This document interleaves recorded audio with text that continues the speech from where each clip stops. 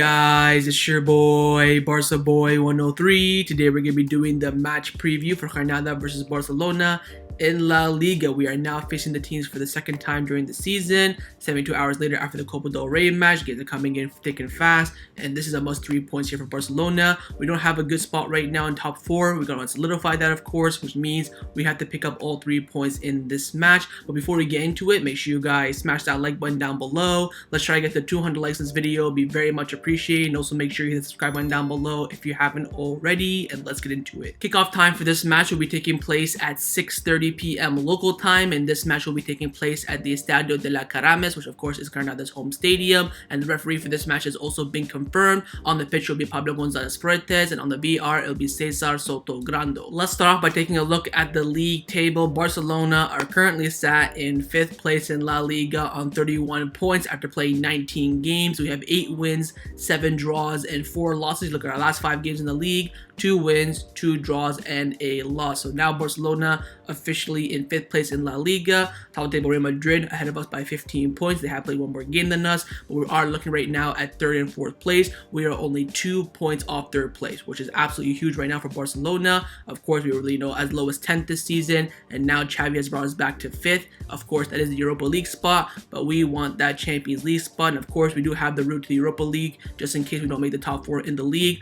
but I do believe we will do so because right now games are coming in thick and fast. And look at the top teams in La Liga and who they will be facing this weekend. Real Madrid will host Valencia. That will be a difficult game. Sevilla will host Getafe at home. Should be an easy 3 points. But Atletico Madrid will have to travel to Villarreal. That is going to be a very, very difficult game. And if Atletico Madrid drop points and we win our game, we will go into the top 4 100%. So again, we have to worry about ourselves first and pick up 3 points against Granada. And if you take a look at our opponents in Granada and where they're currently standing in the league table, they're currently sat in 13th place in La Liga on 23 points after playing 19 games. They have 5 wins, 8 draws, and 6 losses. You look at their last 5 games in the league, 3 wins and 2 draws. So undefeated in the last 5 games so far. Overall this season though, in terms of their expectations, they aren't doing too bad. Let's now take a look at our opponents in Granada. Like I just mentioned, so far in the league, they aren't doing too badly for their expectations, but of course, they want to be progressing. They want to be in the upper half of the table, of course. But the last time we faced them this season was, I believe, very, very early on in the season. We drew 1-1 at the Camp Nou, and of course, Ronald Koeman was the manager during this time. It was a 4-3-3, and I remember this game very, very well. Granada scored very early on, like the first, few minutes. Then we got a 90th minute equalizer. And then we got a 90th minute equalizer with, of course, a header coming in from Araujo. So again, it was a difficult game because they got the early goal. Same thing will happen in this game. We get that early goal again, they'll park the bus and they will hold us on until the very end. But of course, with the home stadium, with the home atmosphere, we got the 1 point in the end. Take a look at Granada's last 5 games in all competition. In the last match, they drew 0-0 with Elche. They beat Atletico Madrid 2-1. They beat Real Mallorca 4-1. They got knocked out in the Copa del Rey. That's why they weren't playing midweek. And they also drew 1-1 with Cadiz.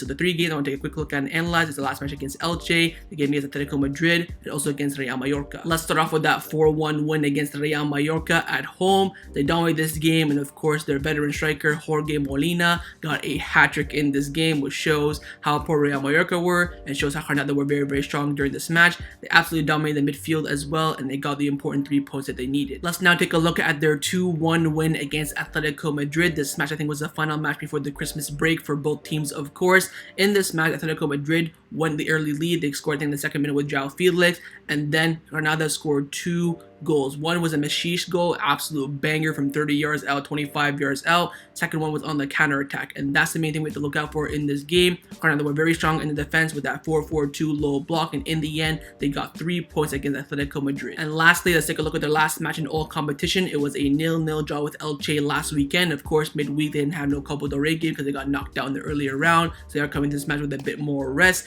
In this match, it's just, 2 teams, very, very average. In the end, they couldn't break each other down. 4-4-2 again from Granada. In the end, they were the better team during the game, 100%, especially being away from home. But they couldn't get that goal to get the 3 points. So overall, final thoughts on Granada. They are typical La Liga side mid-table. They'll come to your ground and you come to their ground, and they'll make things difficult. Of course, they're very well managed by their coach, Roberto, formerly of Spain. He does very well with Granada so far. Players to look out for, I'd watch out for Messi, their winger. He's pretty much their best player on the pitch. They have some veteran players as well all over over the pitch. They've gone along in the midfield, Molina up top, Luis Suarez, not the Uruguayo, another one up top as well. They have quality players all over the pitch, like here and there, and then they have veterans that are mixed together to make, a typical La Liga mid-table side. They're gonna, stay deep for sure and let Barcelona attack them, then hit us on the counter-attack, and that's something that Barcelona have to look out for during this game. Let's now get into Xavi's press conference reaction. His press conference this morning, of course, he was asked a lot of questions from the media, so let's get in and see what he had to say. Starts by saying that in Granada, we can achieve 3 vital points to bring us closer to our first objective, which is getting into the Champions League spots in La Liga. We are doing well with these 2 victories, of course, against Mallorca and Linares, and it's an opportunity to continue this good dynamic. He's asked about injury update on Ansu Fati. He said that with Ansu, after last experience,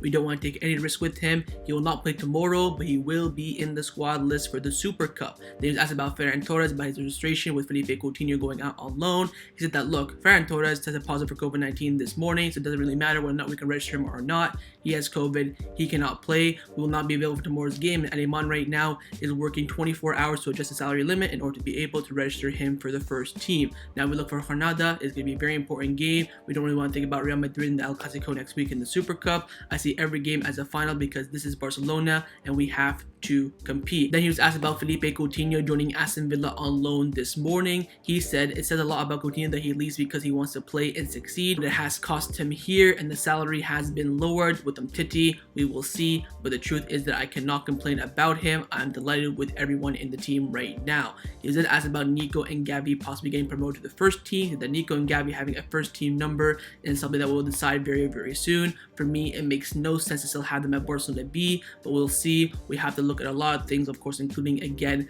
the salary limit, and also Xavi wants Abdi promoted to the first team as well. He said that in the press conference, and also Abdi tested negative for COVID-19 this morning. Today he trains with the team and tomorrow he can enter the squad list. Now also Pablo Gave, Serginho Des, and Alejandro Balde have all tested negative for COVID-19 this morning and are back in the squad and can be in that squad list tomorrow against Granada as well. He then asked about Ousmane Dembele's contract situation, will he play or not. He said that Dembele right now is part of the squad. Against Linares he came on without any training. He came on with a good attitude and made that difference. He will continue to be part of the squad, and for me he is very, very important. Right now the rival that has been better than us so far since I've come as the manager has been Bayern Munich. We have competed against every single team. Despite losing to Real Betis, I felt like we were the better team. Drawing against Sevilla, we were the better team. With Real Madrid for sure as well. Again, the only team that caused this problem was Bayern Munich, and since that game against Bayern Munich we have improved a lot. This is asked about Collado. Of course, Collado is on loan at Granada, so 50-50 whether or not he can play this game or not due to the registration, of course. That Collado,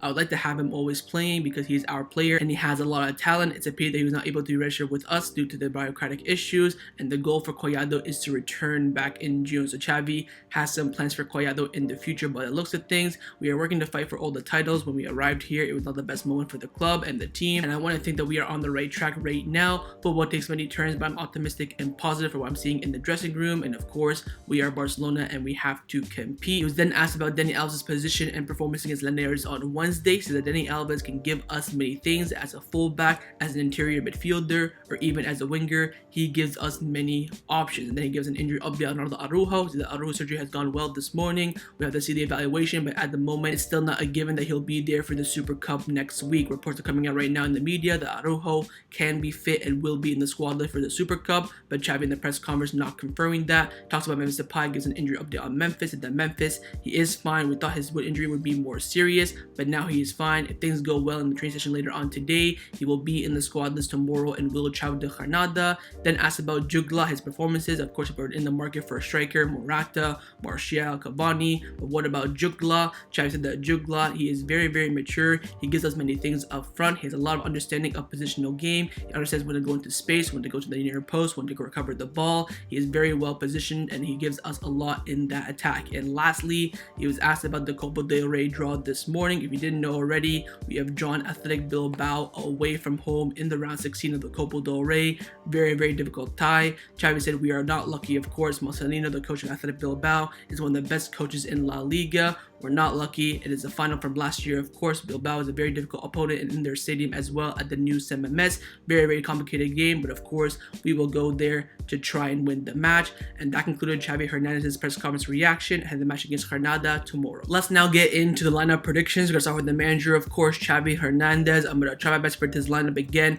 Should be very simple to predict, but he could make some surprises here and there. But I have gone with this lineup on the screen right now. I think I'll go with Ter Stegen in goal, a back four of Dani Alves, Pique, Eric Garcia as the two center backs, Jordi Alba at left back, a midfield three of Busquets, Nico, and Riqui Puig, and a front three of Ousmane Dembele, Luke de Jong, and Jutgla at left wing. So starting off in goal, of course, Ter Stegen is coming straight back in, no doubt about that. Neto had an absolute stinker midweek in the Copa del Rey. I think he will go back to the 4-3-3. Dani Alves, of course, at right back, give Minguez a little bit of a rest, and also he hasn't been playing that well. Two center backs, of course, Araujo is out. It will be Pique and Eric Garcia. He could bring in Lenglet for that left foot, but I highly doubt that. Left back will be Jordi Alba as well. Just came back from COVID, should be good to go. Midfield three. Now I think Xavi wants to make a change in midfield, but he really can't. Frankie de Jong out with injury, and all these players coming back. Pedri, still just coming back from injury, can't really start the game. He could maybe change the formation, only have two midfielders, but I think he'll go with the three midfield, and that has to be Busquets, Nico, and Riqui Puig, because right now you can't bring those players back from injury and COVID straight back into the starting lineup. Front three, I think I'll go with Ousmane Dembele, Luke de Jong, and Jutgla. Of course, Luke de Jong and Jutgla, no doubt about that.